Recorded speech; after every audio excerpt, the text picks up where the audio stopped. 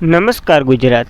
આજે આપણે જોઈશું 20 ઓગસ્ટ 2024નું મોસ્ટ ઇમ્પોર્ટન્ટ કરંટ અફેર। તે પહેલાં ખાસ કરીને ચેનલ ઉપર નવા હોય તો ચેનલને સબસ્ક્રાઈબ કરી લેવી, વિડીયો પસંદ આવે તો લાઇક કરજો અને તમારા મિત્રો સુધી શેર પણ કરજો। તો ચલીએ આજનો ક્લાસ આપણે શરૂ કરીએ। તો તાજેતરમાં જ MS સ્વામીનાથન પર્યાવરણ સંરક્ષણ એવોર્ડ કોને એનાયત કરવામાં આવ્યો છે? તો અનંત દર્શન શંકરને આ એવોર્ડ એનાયત કરવામાં આવ્યો છે। તો તાજેતરમાં જ MS સ્વામીનાથન પર્યાવરણ સંરક્ષણ એવોર્ડ તો કે અનંત દર્શન શંકરને એનાયત કરવામાં આવ્યો છે। તો અનંત દર્શન શંકર શું છે? તો કે ભારતીય આયુર્વેદ અને એકીકૃત ચિકિત્સા સંસ્થાના અધ્યક્ષ છે, એટલે કે પર્યાવરણ સંરક્ષણના કાર્યો પણ કરે છે, એટલા માટે આને આ એવોર્ડ આપવામાં આવ્યો છે। જ્યારે આ એવોર્ડ કોણ આપે છે? તો કે રોટરી ક્લબ મદ્રાસ ખાતે આવેલી છે એ આપે છે આ એવોર્ડ। તો ખાસ કરીને યાદ રાખો નવો એવોર્ડ। ત્યારબાદ MS સ્વામીનાથન ચર્ચામાં રહ્યા છે તો એની વાત કરી લઈએ, જેને તો કે 2024માં ભારત રત્ન મળ્યો હતો અને હરિત ક્રાંતિના જનક અથવા તો પિતા કહેવામાં આવે છે MS સ્વામીનાથનને। અને એમની બેટી તો કે ડૉક્ટર સૌમ્યા સ્વામીનાથન, જેને TB અનમોલ કાર્યક્રમના પ્રધાન અથવા તો સલાહકાર બનાવવામાં આવ્યા હતા। ખાસ કરીને આ પોઈન્ટો યાદ રાખવા। ત્યારબાદ એવોર્ડ ચર્ચામાં રહ્યા છે તો 2024ના તમામ એવોર્ડો જોઈ લઈએ। તો 2024માં મિલેટ જેન્સ એકોવેટ ઓફ ધ યર એવોર્ડ 2023 તો કે રાધિકા સેનને, અને show price CR કુલકર્ણીને, Sahitya Akademi fellowship award તો કે સ્કિન્ડ બોન્ટને, અને ટ્યુરિંગ પ્રાઇઝ 2023 અવી વિગડન્સને, ઇન્ટરનેશનલ બુકર પ્રાઇઝ 2024 તો કે જેન્ટ્રી એપેનબેગને, અને એનું અનુવાદ તો કે માઇકલ હોમફેને કર્યું હતું કાયસોરનું। જ્યારે વ્હાઇટલી ગોલ્ડ એવોર્ડ જે પૂર્ણિમા દેવી બર્બનને આસામના છે। 2024નો લસુ મહારાજ એવોર્ડ પંડિત રાજેન્દ્ર ગંગાનાઈને, ગોડમેડ એન્વાયરમેન્ટ પ્રાઇઝ 2024 તો કે અલોક શુકલને આપવામાં આવ્યો હતો। ત્યારબાદ ક્રિસ હ્યુમેનિટી એવોર્ડ 2021 રતન ટાટાને, જ્યારે 2023નો તો કે બિલ ગેટ્સને મળ્યો હતો। અને વર્લ્ડ પ્રેસ ફોટો 2024 તો કે મોહમ્મદ સાલેમને, આર્યભટ્ટ પુરસ્કાર પાઉલિયા સુબારાવને, લતા દીનાનાથ મંગેશકર એવોર્ડ 2024 અમિતાભ બચ્ચનને, અબેલ પુરસ્કાર જે ગણિતનો નોબલ મિશેલ ટાલાગ્રાસને, જ્યારે ઇરશિયમ એવોર્ડ અમિતાભ ઘોષને, 2024નો પિક્સેલ પ્રાઇઝ રિંકીય યામામોટાને, મિસ વર્લ્ડ 2024 ક્રિસ્ટીના પિંકાજો બન્યા હતા, જે ચેક રિપબ્લિકના છે। મિસ યુનિવર્સ 2023 તો કે સેનિલ પેલેસિયો બન્યા હતા નિકારાવના। અને 2023નો GD Birla award doctor Aditi સેનને, જ્ઞાનપીઠ પુરસ્કાર 58મો જગત ગુરુ રંભાચાર્ય અને ગુલઝારીલાલને આપવામાં આવ્યા હતા। ત્યારબાદ KP નામીબિયા એવોર્ડ S સોમનાથનને, CK Naidu lifetime achievement award Ravi Shastri અને ફારૂક એન્જિનિયરને, આસામનો વૈભવ સન્માન તો કે રંજન ગોગાઈને, MS સ્વામીનાથન એવોર્ડ BR કંબોજને મળ્યો હતો, તો આની સાથે આપો યાદ રાખવો। 2023નો સ્ટાર રામાનુજન પુરસ્કાર રી કિંગ આવ ઝાંગને મળ્યો હતો। સાહિત્ય અકાદમી પુરસ્કાર હિન્દીમાં તો કે સંજીવને મને ઓળખો માટે, અંગ્રેજીમાં તો કે નીલમ શરણ ગોરને રાગ જાનકી વિનંતી માટે, જ્યારે 23મો વ્યાસ સન્માન તો કે પુષ્પા ભારતીને યાદો યાદો યાદો માટે, 33મો સરસ્વતી સન્માન તો કે પ્રભા વર્માને રુદર સ્વાત્વતિક માટે, રેમેશ મેગ્નેસ એવોર્ડ 2023 ડૉક્ટર રવિ કન્નડને, અને V Shantaram lifetime achievement award સુબિયાન નથા મુથુને મળ્યો હતો। ત્યારબાદ national Mandela lifetime achievement award Vinod ગણતરાને, પેન પિક્સેલ સાહિત્ય પુરસ્કાર 2024 તો કે અનુધતી રોયને મળ્યો હતો। અને આરતી જે યુપીના છે એને તો કે સાલ્સ ત્રીજાએ અલામ કુલ તરફથી મહિલા સશક્તિકરણનો પુરસ્કાર આપ્યો હતો, જ્યારે કોમનવેલ્થ શોર્ટ સ્ટોરી પ્રિઝર 2024 સંજય ઠાકોરને મળ્યો હતો ઐશ્વર્યા રાય તેમની કૃતિ માટે। અને 12મો વિશ્વ હિન્દી પુરસ્કાર ડૉક્ટર ઉષા ઠાકોરને, શિવશંકરી જે તમિલ લેખક હતા એને ડૉક્ટર શ્રી નારાયણ રેડ્ડી સાહિત્ય પુરસ્કાર મળ્યો હતો, જ્યારે નરેન્દ્ર મોદીને રશિયાનો સર્વોચ્ચ સન્માન નાગરિક પુરસ્કાર order of the Saint Andrew the એપોસ્ટરથી સન્માનિત કરવામાં આવ્યા હતા। અને પ્રોકે સોકલિંગ જે તમિલનાડુનો હંસ વોન્સ હેંગરી એવોર્ડ એને આપવામાં આવ્યો હતો। અને રિયોગ બોન્ટા મેન ટુંગ ગ્વાટેમાલના, જેને ગાંધી મંડેલા એવોર્ડ 2022 આપવામાં આવ્યો હતો। અને અભિનવ બિંદ્રાને તો કે ઓલિમ્પિક ઓનરથી સન્માનિત કરવામાં આવ્યા હતા। તો આ ખાસ કરીને નવા એવોર્ડો યાદ રાખવા, એની સાથે જૂના પણ એડ કરી દેવા। ત્યારબાદ તાજેતરમાં જ મંદિરોમાં રહેલી મૂર્તિને જીવંત વ્યક્તિ તરીકે માનવું એવું કોણે કહ્યું છે? તો મદ્રાસ હાઈકોર્ટના ચુકાદામાં આવું કહેવામાં આવ્યું છે। તો તાજેતરમાં જ મંદિરોમાં રહેલી મૂર્તિને જીવંત વ્યક્તિ તરીકે માનવું એવું મદ્રાસ હાઈકોર્ટે કહ્યું છે। તો આ ચુકાદો આપનાર જસ્ટિસ DGR સ્વામીનાથને આવો ચુકાદો આપ્યો છે। કે વ્યક્તિ જેવું માનવું, મંદિરમાં જે મૂર્તિ હોય એને, તો ખાસ કરીને આ યાદ રાખવું. ત્યારબાદ હાઈકોર્ટને લગતું થોડુંક જીકે જોઈ લઈએ. તો 25મી હાઈકોર્ટ તરીકે અમરાવતી હાઈકોર્ટ બની હતી આંધ્રપ્રદેશની. હાલ 25 હાઈકોર્ટ છે ભારતમાં. અને હાઈકોર્ટના પ્રથમ મહિલા ન્યાયાધીશ અન્ના સાંડી બન્યા હતા કેરળ હાઈકોર્ટના. જ્યારે હાઈકોર્ટના ફર્સ્ટ મહિલા મુખ્ય ન્યાયાધીશ લીલા શેઠ બન્યા હતા હિમાચલ પ્રદેશ હાઈકોર્ટના. જ્યારે હાઈકોર્ટના જે પાકિસ્તાનની હાઈકોર્ટ છે એ હાઈકોર્ટના પ્રથમ સીજે આલિયા નીલમ બન્યા હતા. જે દેશની સૌથી મોટી હાઈકોર્ટ કેમ્પ છે તો કે રાંચી ઝારખંડ ખાતે આવેલી છે. જ્યારે પ્રાદેશિક ભાષા એટલે કે મલયાલમ કેરળ હાઈકોર્ટના ચુકાદા પ્રકાશ કરનાર પ્રથમ હાઈકોર્ટ બની હતી. તો ખાસ કરીને આ સત્સામાં રહેલી હાઈકોર્ટ યાદ રાખવી. ત્યારબાદ તાજેતરમાં જ ભારતીય કોસ્ટગાર્ડ મહાનિર્દેશકનું નિધન થયું છે. તો તેમનું નામ શું છે? તો કે રાકેશ પાલ તેમનું નામ છે. તો તાજેતરમાં જ ભારતીય કોસ્ટગાર્ડ મહાનિર્દેશકનું નિધન થયું છે. તેમનું નામ તો કે રાકેશ પાલ છે. તે તો કે 25માં ડીજી બન્યા એટલે કે ડાયરેક્ટર જનરલ બન્યા હતા, જે 2023માં બન્યા હતા. હાલ એમનું નિધન થયું છે હાર્ટ એટેક આવવાના કારણે. જેને 2013માં તટરક્ષક મેડલ મળ્યો હતો અને 2018માં રાષ્ટ્રપતિ તટરક્ષક મેડલ મળ્યો હતો. તો ખાસ કરીને એમની પ્રસિદ્ધિ યાદ રાખવી. હાલ અવસાન થઈ ગયું છે. ત્યારબાદ ભારતીય કોસ્ટગાર્ડ ચર્ચામાં રહ્યું છે તો તેની વાત કરી લઈએ. તેમની રચના તો કે 1 ફેબ્રુઆરી 1977માં થઈ હતી અને રુસ્તમ સમિતિ સંસ્થાની ભલામણથી આની રચના કરવામાં આવી હતી. આનો ઉદ્દેશ્ય તો કે દરિયા દાણચોરી, ગેરકાયદેસર પ્રવૃત્તિ સામે કવાદ અથવા તો ભારતની દરિયાઈ સંસ્થાઓ રક્ષણ માટે પગલાં સૂચવવા છે. અને ભારત કોસ્ટગાર્ડનું પ્રથમ જહાજ તો કે IGCS કુથાર હતું અને પ્રથમ મહાનિર્દેશક VS કાથમ હતા. જ્યારે મુખ્યાલય તો કે નવી દિલ્હીમાં આવેલું છે અને સૂત્ર તો કે વયમ રક્ષમ છે, તમારી રક્ષા કરવી. તો ખાસ કરીને ભારતીય કોસ્ટગાર્ડ વિશે એટલી માહિતી યાદ રાખવી. ત્યારબાદ 2024ના તમામ નિધનો જે મહાન વ્યક્તિઓના થયા છે એ જોઈ લઈએ. તો કે રામનારાયણ અગ્રવાલ જે ભારતીય અગ્નિમેન અથવા તો અગ્નિ મિસાઇલના પિતા હતા. નટવરસિંહ ભૂતપૂર્વ વિદેશ પ્રધાન રહી ચૂક્યા. સલાસાર મશક જે મેઘાલયના ભૂતપૂર્વ મુખ્યમંત્રી રહી ચૂક્યા. બૃહદેશ્વર ભટ્ટાચાર્ય જે પશ્ચિમ બંગાળના ભૂતપૂર્વ મુખ્યમંત્રી રહી ચૂક્યા. શોભના રનાલ્ડે જે ગાંધી સમાજ સુધારક હતા. અને યામિની કૃષ્ણમૂર્તિ ભારતનાટ્યમ સાથે સંકળાયેલા હતા. અસમન ગાયકવાડ તે ક્રિકેટર હતા. પંડિત રાજીવ તારાનાથ સરોદવાદક હતા. કમલા બેનીવાલ જે રાજસ્થાનના પ્રથમ મહિલા મંત્રી હતા. અને સુશીલ મોદી જે બિહારના ભૂતપૂર્વ નાયબ મુખ્યપ્રધાન રહી ચૂક્યા હતા. સલામ બિન રજાક તો કે પ્રખ્યાત ઉર્દુ લેખક હતા. પીટર હિગ્સ તો કે બ્રિટનના ભૌતિકશાસ્ત્રી હતા. પોલ એલેક્ઝાન્ડર અમેરિકાના the man in a iron lung તરીકે પ્રખ્યાત હતા. ગઝલ ગાયક પંકજ ઉદાસ, દેશના સૌથી વૃદ્ધ ટેસ્ટ ક્રિકેટર દત્તાજીરાવ ગાયકવાડ, ભારતીય પ્રથમ મૌલિક નિરોધક ગોળીની શૈલીની જે શોધ કરી હતી એવા ડૉક્ટર આર નિત્યા આનંદ, શાસ્ત્રીય ગાયક પ્રભા અને કિરાણા ઘરાનાના હતા. મનુવલ રાણા જે પ્રખ્યાત ઉર્દુ ગાયક હતા.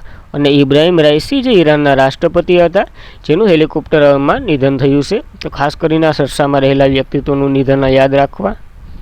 ત્યારબાદ ભારતીય અવકાશ સ્ટાર્ટઅપ ધ્રુવ સ્પેસ કયા દેશની કંપની ઝીરો સ્પેસ સિસ્ટમ સાથે કરાર કર્યા છે? સિંગાપુરની આ કંપની છે ઝીરો સ્પેસ સિસ્ટમ, એની સાથે કરાર કર્યા છે. તો ભારતીય અવકાશ સ્ટાર્ટઅપ ધ્રુવ સ્પેસ છે એને સિંગાપુર દેશની કંપની ઝીરો સ્પેસ સિસ્ટમ સાથે કરાર કર્યા છે. આ ધ્રુવ સ્પેસ તો કે હૈદરાબાદની એક પ્રાઇવેટ સ્પેસ કંપની છે. અહીંયા તો કે સિંગાપુરની જે ઝીરો સિસ્ટમ એટલે કે ઝીરો સ્પેસ સિસ્ટમ છે એની સાથે કરાર કર્યા છે. શેના માટે કરાર કર્યા? તો કે ઓન બેન્ડ કોમ્પ્યુટર સિસ્ટમનો વિકાસ કરવો, એમાં નવી નવી ટેકનિકો ખોજવી, એના માટે વિકાસ કર્યો છે. તો ખાસ યાદ રાખવું. ત્યારબાદ સિંગાપુર, તો સિંગાપુરનું કેપિટલ સિંગાપુર સિટી છે. સિંગાપુર ડોલર ત્યાંની કરન્સી છે. અને થર્મલ રણમુર્ગન ત્યાંના PM છે. તો ખાસ કરીને એટલું સિંગાપુર વિશે યાદ રાખવું. ત્યારબાદ તાજેતરમાં જ Indian film and television institution Pune આવેલી છે. એના ડાયરેક્ટર તરીકે કોની નિમણૂક કરવામાં આવી છે? તો ધીરજ સિંહની નિમણૂક કરવામાં આવી છે. તો તાજેતરમાં જ ઇન્ડિયન ફિલ્મ એન્ડ ટેલિવિઝન ઇન્સ્ટિટ્યૂશન જે પુણે ડિરેક્ટર તરીકે ધીરજ સિંહની નિમણૂક કરવામાં આવી છે. તો ખાસ વનલાઇનર સ્વરૂપે યાદ રાખવું. ત્યારબાદ ફિલ્મ એન્ડ ટેલિકોમ્યુનિકેશન ઇન્સ્ટિટ્યૂશન ઓફ ઇન્ડિયાની વાત કરીએ, જે પુણે મહારાષ્ટ્રમાં આવેલી છે. જેમની રચના તો કે 1960માં થઈ હતી. અને મુખ્ય પ્રધાન પ્રમુખ તરીકે R માધવ હાલનો કાર્યકાળ સંભાળે છે. જ્યારે ડિરેક્ટર તરીકે ધીરજ સિંહની નિમણૂક કરવામાં આવી છે. તો ખાસ કરીને આ ડિટેલ યાદ રાખવી. ત્યારબાદ તાજેતરમાં ચર્ચામાં રહેલ નલગંગા વેણગંગા નદી જોડો પરિયોજના શું છે? તો કે મહારાષ્ટ્રની આ બંને નદીઓ છે જેને જોડવામાં આવી છે હાલ. તો તાજેતરમાં સરસાઈમાં રહેલ નળ ગંગા વેનગંગા નદી જોડો પરિયોજના જે મહારાષ્ટ્રની છે, આમાં તો કે ક્યારના પ્રસ્તાવો તો પારિત થતા હતા પણ જોડાણી ન હતી. 2018માં પહેલો પ્રસ્તાવ પારિત થયો હતો, એમાં 2019માં સરકાર પડી ભાંગી એટલે નો પ્રસ્તાવ પારિત થયો. હાલ તો કે બીજેપીની સરકાર છે, અહીંયા પ્રસ્તાવ પારિત થયો અને કેન્દ્રએ છે એને પણ મંજૂરી આપી દીધી. જ્યારે વિદર્ભ વિસ્તારના ખેડૂતો પાયમાલ થવાના આરે છે, કારણ કે ત્યાં વરસાદ ઓછો થયો અને પાણી નથી. તો ઘણા ખેડૂતોએ આત્મહત્યા પણ કરી છે. તો આ સોલ્યુશન કાઢવામાં આવ્યું છે, નલગંગા અને વેનગંગા બંનેને જોડવામાં આવી છે. તો ખાસ યાદ રાખવું, જ્યારે પ્રથમ નદી જોડો પરિયોજના તો કે કેન અને બેતવાએ શરૂ કરી હતી, એ પેલી વેલી જોડવામાં આવી હતી. અને અમન કાંતિ શેના સંબંધિત છે તો કે નદી લિંકિંગ એટલે કે નદી જોડો પરિયોજના સંબંધિત છે. તો ખાસ કરીને એટલી ડિટેલ યાદ રાખવી નદી જોડો પરિયોજનાને લગતી. ત્યારબાદ તાજેતરમાં 3 દરિયાઈ રચનાઓને અશોક, ચંદ્રગુપ્ત અને કલ્પતરૂપ નામ આપવામાં આવ્યું છે. તો તે ક્યાં આવેલા છે અથવા તો ક્યાં એનો સંબંધ છે તો કે હિન્દ મહાસાગરમાં એનો સંબંધ છે. તો તાજેતરમાં 3 દરિયાઈ રચનાઓ જેને અશોક, ચંદ્રગુપ્ત અને કલ્પતરુ નામ આપવામાં આવ્યું છે, તેઓ હિન્દ મહાસાગરમાં સ્થિર છે. આ તો કે યુનેસ્કો આંતરરાષ્ટ્રીય જળ વિજ્ઞાન સંસ્થા અને આંતરરાષ્ટ્રીય સમુદ્રશાસ્ત્ર આયોગ હિન્દ મહાસાગરના 3 પાણીની અંદર ભૌતિક રચનાઓના નામ તો કે અશોક, ચંદ્રગુપ્ત અને કલ્પતરુ નામ આપવામાં આવ્યું છે. શા માટે આવા નામ આપવામાં આવ્યા છે? કારણ કે આ બધી ભારતના ઇતિહાસ સાથે સંકળાયેલા 2 વ્યક્તિત્વ છે. તો ખાસ કરીને આની શોધ તો કે ભારત દ્વારા કરવામાં આવી હતી અને આના નામ તો કે ભારતે સજેસ્ટ કર્યા હતા, એટલા માટે આવા નામ રાખવામાં આવ્યા છે. તો ખાસ યાદ રાખવું. ત્યારબાદ સમ્રાટ અશોકને પૂછાયેલો પ્રશ્ન તો કે પ્રથમ વખત શિલાલેખ કોણે વાંચ્યો હતો? તો જીમ પ્રેસે શોધ્યો હતો અને વાંચ્યો હતો. જ્યારે શોધ્યો કોણે હતો તો કર્નલ ટોડે શોધ્યો હતો અને સંપૂર્ણ રીતે તો કે ભગવાનલાલ ઇન્દ્રજીતે શોધ્યો હતો, ઉકેલ્યો હતો ભૂલને બધી સુધારીને. તો ખાસ કરીને આ પ્રશ્ન વારંવાર પૂછાય છે, તો આપણે યાદ રાખવા અશોકના શિલાલેખ વિશે. ત્યારબાદ પીએમ મોદીએ તાજેતરમાં લોન્ચ કરેલ કલ્પ સુવર્ણ અને કલ્પ શતાબ્દી જાતો શેના સંબંધિત છે? તો નારિયેળી સંબંધિત આ 2 જાતો છે. તો તાજેતરમાં પીએમ મોદીએ લોન્ચ કરેલ કલ્પ સુવર્ણ અને કલ્પ શતાબ્દી જાતો નારિયેળી સંબંધિત છે. આ તો કે આની શોધ તો કે કેને કરી તો કે ઇન્ડિયન એગ્રીકલ્ચર રિસર્ચ ઇન્સ્ટિટ્યૂટે આ નવી શોધો કરી છે, એટલે કે નવી જાતો વિકસાવી છે. નવી દિલ્હી ખાતે જે નરેન્દ્ર મોદીએ તો કે 61 પેદાશો જે સૌથી વધુ ઉત્પાદકો થાય એવી જાતો લોન્ચ કરી છે. એમાં તો કે 34 કૃષિને લગતી અને 27 તો કે બાગાયતને લગતી ઓલી. તો તાજેતરમાં પીએમ નરેન્દ્ર મોદીએ આ નવી દિલ્હી ખાતે લોન્ચ કરી છે આ નવી જાતો, જેમાં 61 પેદાશોનો સમાવેશ થાય છે અને સૌથી વધુ ઉત્પાદન થાય એવી જાતો લોન્ચ કરી છે. એમાં તો કે 34 કૃષિને લગતી અને 27 તો કે બાગાયતને લગતીનો સમાવેશ થયો છે. જ્યારે આ 2 નવી જાતો તો કે કલ્પ સુવર્ણ અને કલ્પ શતાબ્દી નારિયેળીની નવી જાતો છે. કલ્પ સુવર્ણ તો કે નાના છોડથી જ આમાં નારિયેળ આવવાની શરૂઆત થઈ જાય છે ને છોડ બહુ ઊંચો ન જાય. જ્યારે કલ્પ શતાબ્દી તો કે બહુ લાંબુ ઝાડ થાય છે, આનું ખાલી 2 એટલો અંતર છે. તો ખાસ કરીને આ એટલું યાદ રાખવું. ત્યારબાદ આના નવા નામો હમણાં થયા હતા. તો ગોલ્ડ રાઈસ જેમાં વિટામિન એ ન હોય અને એને મંજૂરી તો કે પેલી વેલી ફિલિપાઇન્સે આપી હતી ને બેન પર ફિલિપાઇન્સે કર્યું હતું. જ્યારે રાઈસ એટીએમ તો કે ઓડિશા ભુવનેશ્વર ખાતે આવેલું છે અને નેશનલ રાઈસ રિસર્ચ સેન્ટર તો કે કટક ઓડિશા ખાતે આવેલું છે. જ્યારે આંતરરાષ્ટ્રીય રાઈસ રિસર્ચ સેન્ટર તો ક્યાં આવેલું છે? પ્રશ્ન આપું, જવાબ આપી દે માલોની. ફિલિપાઇન્સ ખાતે આવેલું છે. તો ખાસ યાદ રાખવું આ. ત્યારબાદ તાજેતરમાં કયા રાજ્યમાં શિવપુરી જનપદ પંચાયતમાં દેશની પ્રથમ પીએમ જનપદ કોલોની બનાવવામાં આવી છે? તો મધ્યપ્રદેશમાં આવું થયું છે. તો તાજેતરમાં જ મધ્યપ્રદેશ રાજ્યના શિવપુરી જનપદ પંચાયત છે, એમાં તો કે દેશની પ્રથમ પીએમ જનપદ એટલે કે જનમદ કોલોની બનાવવામાં આવી છે. તો ખાસ કરીને પ્રથમ છે એટલા માટે યાદ રાખવું. હવે આ જનમદ શું છે તો કે એક પીએમ જનમદ એવી કરીને યોજના છે, જે તો કે આદિવાસી ન્યાય મહાઅભિયાન યોજના છે અને એનો ઉદ્દેશ્ય તો કે આદિવાસી જે પીવીટીજીમાં આવે છે એનો વિકાસ કરવો છે, જેની યોજના તો કે જાહેર તો કે પીએમ નરેન્દ્ર મોદીએ 15 નવેમ્બર 2023ના રોજ આને બહાર પાડવામાં આવી હતી. તો ખાસ કરીને આ યોજના યાદ રાખવી. ત્યારબાદ મધ્યપ્રદેશ સરસામાં રહ્યું છે, તો જોઈ લઈએ મધ્યપ્રદેશ. કેપિટલ ભોપાલ છે, સીએમ તો કે મોહન યાદવ છે, રાજ્યપાલ આપણા ગુજરાતી છે મંગુભાઈ પટેલ. તો ખાસ યાદ રાખવું અને સરસામાં રહેલું જોઈ લઈએ તાજેતરનું જ. તો લાડકી બ્રાહ્મણી યોજના અથવા તો બહેન યોજના, લાડકી બહેન આવાસ યોજના બંને મધ્યપ્રદેશની છે.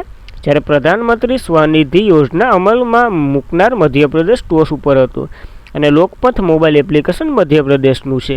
જ્યારે અમિત શાહે 55 જિલ્લાઓ માટે PM કોલેજ ઓફ એક્સેલન્સનું ઉદ્ઘાટન કર્યું હતું હમણાં જ મધ્યપ્રદેશમાં. અને વિશ્વનું પ્રથમ વૈદિક ઘડિયાળ તો કે ઉજ્જૈન ખાતે બની રહી છે. જ્યારે મધ્યપ્રદેશ બેસ લેલ પહેલ શરૂ કરી હતી અને દેશનું પ્રથમ સેટેલાઇટ કેમ્પ તો કે IIT ઇન્દોર ક્યાં સ્થાપવામાં આવ્યું હતું તો કે ઇન્દોર ખાતે. અને રાણી દુર્ગાવતી ફૂડ પ્રોસેસિંગ સ્કીમ મધ્યપ્રદેશની છે. જ્યારે મધ્યપ્રદેશ ઓમકારેશ્વરમાં આદિશંકરાનાથની 108 ફૂટની ઊંચી પ્રતિમા મૂકવામાં આવી હતી. જ્યારે મુખ્યમંત્રી કૃષિ મિત્ર યોજના મધ્યપ્રદેશની છે. અને ભારતની પ્રથમ ઓનલાઈન ગેમિંગ એકેડેમી તો કે મધ્યપ્રદેશ ખાતે ખોલવામાં આવશે, ખાસ યાદ રાખવું.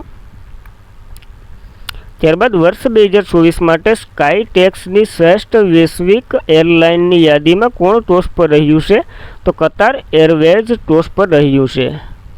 તો વર્ષ 2024 માટે સ્કાય ટેક્સની શ્રેષ્ઠ વૈશ્વિક એરલાઇન યાદીમાં કતાર એરવેઝ ટોચ પરનું સ્થાન મેળવ્યું છે. ભારતની વાત કરીએ તો ભારતમાં વિસ્તારા એરવેઝ છે ટોચ ઉપર છે અને સૌથી સારી ઓનલાઈન એરબેઝ છે. જ્યારે આ વિશ્વમાં વાત કરીએ તો 6થા નંબરે છે અને 2021થી આ દર વખતે 16મા ક્રમે આવી રહી છે.